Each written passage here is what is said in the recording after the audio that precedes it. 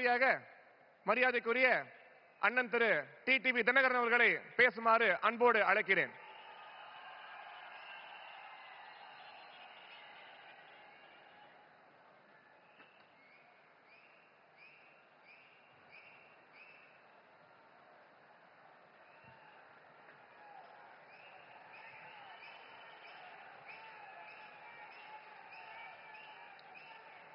இன்றைக்கு வசந்த பஞ்சமி. தை மாதம் பிறந்த பிறகு வழி பிறக்கும் என்பார்கள். அதிலும் இந்த வசந்த பஞ்சமி என்பது உலகத்தையே இயக்குகின்ற சக்தியின் ஆற்றல் பெருகத் தொடங்குகின்ற நாள் என்பது நமது மக்களின் நம்பிக்கை. இந்த வசந்த பஞ்சமி அன்றைக்கு தமிழ்நாட்டிற்கு வருகை புரிந்திருக்கின்ற, தமிழ்நாட்டில் ஆட்சி மாற்றத்தை உருவாக்கி மீண்டும் மக்களாட்சியை உருவாக்குவதற்காக வருகை புரிந்திருக்கின்ற இந்தியாவின் பிரதமர், நமது தேசிய ஜனநாயக கூட்டணியின் தேசிய தலைவருமாகிய மாண்புமிகு பிரதமர் அவர்களே, நமது தேசிய ஜனநாயக கூட்டணியின் தமிழ்நாடு தலைவர், அனைத்திந்திய அண்ணா திராவிட முன்னேற்ற கழகத்தின் பொதுச் செயலாளர்,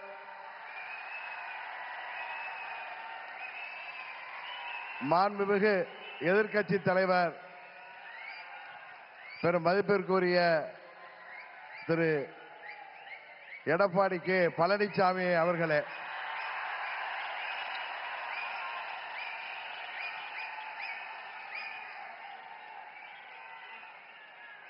மாண்புமிகு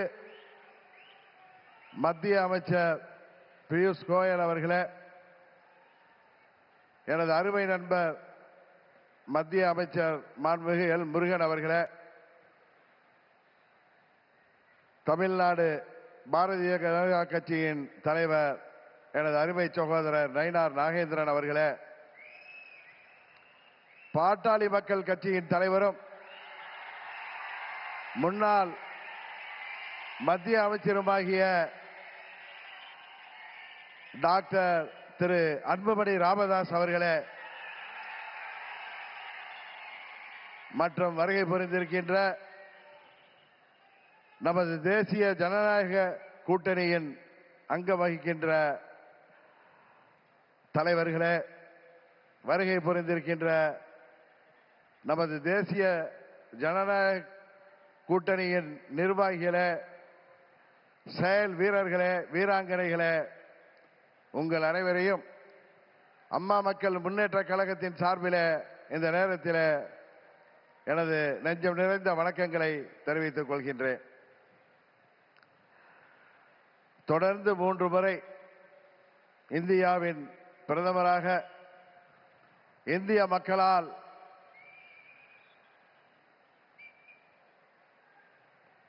ஏற்றுக்கொண்டு இந்தியாவை உலக அரங்கிலே ஒரு சிறந்த இடத்திற்கு உயர்த்தி கொண்டிருக்கின்ற பாரத பிரதமர் அவர்கள் தமிழ்நாட்டிலே நடைபெற்றுக் கொண்டிருக்கின்ற இந்த மக்கள் விரோத குடும்ப ஆட்சியை முடிவுக்கு கொண்டு வர வேண்டும் என்கிற ஒரே நோக்கத்தோடு அம்மா மக்கள் முன்னேற்ற கழகம் இந்த கூட்டணியிலே வர வேண்டும் என்று அவர்கள் விரும்பினார்கள்.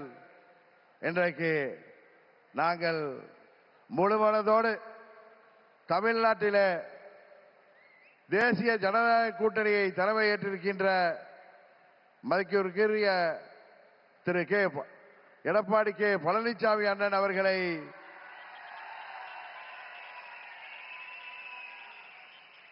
முழுமனதோடு ஏற்றுக்கொண்டு வந்திருக்கிறோம். நாங்கள் எல்லாம் அம்மாவின் தொண்டர்கள் என்பதை எதிரிகள் மறந்துவிட்டார்கள். புரட்சி தலைவர் வழிவந்தவர்கள், இதே தெய்வம் அம்மாவின் தொண்டர்கள் நாங்கள். எங்களுக்குள் சண்டை சச்சரவுகள் இருந்தது உண்மைதான். ஆனால் தமிழ்நாட்டின் நலனை கருதியும் அம்மா மக்கள் முன்னேற்ற கழகத்தின் நலனை கருதியும் மாண்புமிகு பிரதமர் அவர்களின் அழைப்பை ஏற்று நாங்கள் எங்கள் மனதிலே இருந்த எல்லா கோபதாபங்களையும் விட்டுவிட்டு 21 நம்மால் முடியாமல் போன அம்மாவின் ஆட்சியை உறுதியாக தமிழகத்திலே ஏற்றிட உருவாக்கிட எந்த ஒரு மனமாச்சரியமுமின்றி, எந்த ஒரு தயக்கமும் இன்றி, எந்த ஒரு குழப்பமும் இன்றி, சில பேர் சொல்கிற போல எந்த ஒரு அழுத்தமும் இன்றி அம்மா மக்கள் முன்னேற்ற கழகம் இந்த கூட்டணியிலே எங்களை இணைத்துக் கொண்டிருக்கின்றோம். இந்த கூட்டணியின் வெற்றிக்காக அம்மா மக்கள் முன்னேற்ற கழகத்தின் ஒவ்வொரு தொண்டரும் தமிழ்நாடு முழுவதும் அயராது பாடுபடுவான் என்கிற உறுதியை மாண்புமிகு பிரதமர் அவர்களுக்கும் எதிர்க்கட்சி தலைவர் மாண்புமிகு எடப்பாடி பழனிசாமி அவர்களுக்கும் இந்த நேரத்திலே நான் சொல்லிக் கொள்கிறேன். ஒரு விஷயத்திலே எதிர்ப்பதென்றால் அதிலும் உறுதி, ஆதரிக்க வேண்டும் என்றால் அதிலும் உறுதியாக இருக்கக்கூடிய தன்மையை அம்மா அவர்கள் எங்களுக்கு கொடுத்திருக்கிறார்கள். ஒரே குடும்பத்தைச் சேர்ந்தவர்கள், பங்காளிகளாக இருந்தவர்கள் நாங்கள் எங்களுக்குள் இருந்த சண்டையால் பிரிந்து இருந்தோம் என்பது உண்மை.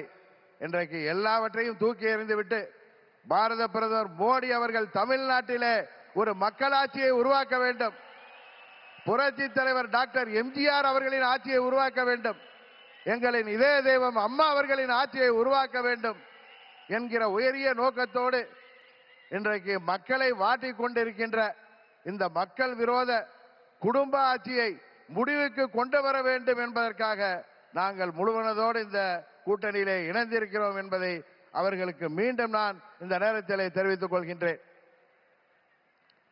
இன்றைக்கு தமிழ்நாடே ஒரு கொலை நாடாக, கொள்ளை நாடாக மாறி கிடக்கிறது.